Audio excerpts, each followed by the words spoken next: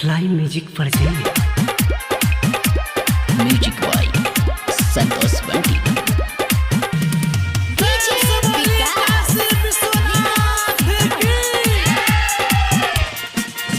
मारी के बम चील मरे डीजे पता बहिल मरे कि भगती में डोल बरे। मारी के बम चील मरे डीजे पता बहिल मरे कि भगती में डोल बरे।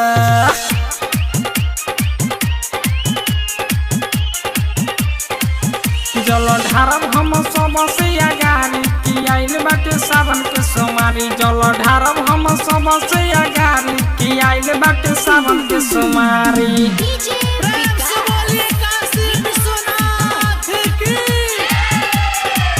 हो लइका जवन का सब जात बाटे संग में बुढ़ावा चाचा हो। नैकी बहुरिया नाचत बिया घुमटा गिराई के पाछा हो।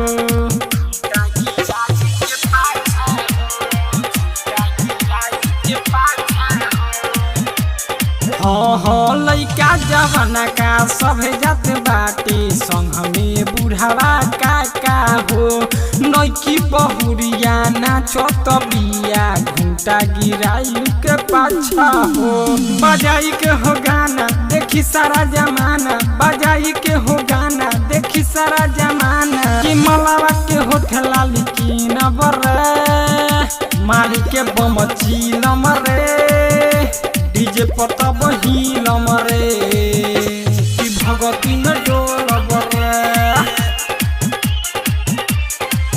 जल ढारब हम सावन के सोमारी कि आइल बाटे बाबा के दुआरी। जल ढारब हम सावन के सोमारी कि आइल बाटे बाबा के दुआरी।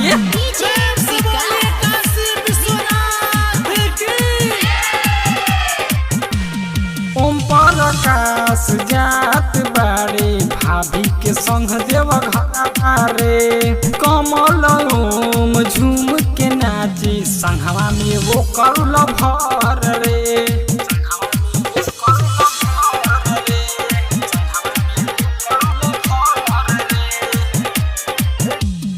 ओम प्रकाश नाचत बाटे भाभी के संग देव घर रे। कमल ओम झूम के नाचे संग में वो करल भर रे। कि पंकज नाचेला बाबा के हवे चेला, कि पंकज नाचेला बाबा के हवे चेला कि कानावा पकावर धैले रे। मारी के बम चील मरे डीजे पता बहिल मरा। Mahakal recording studio Riga मिलचौक।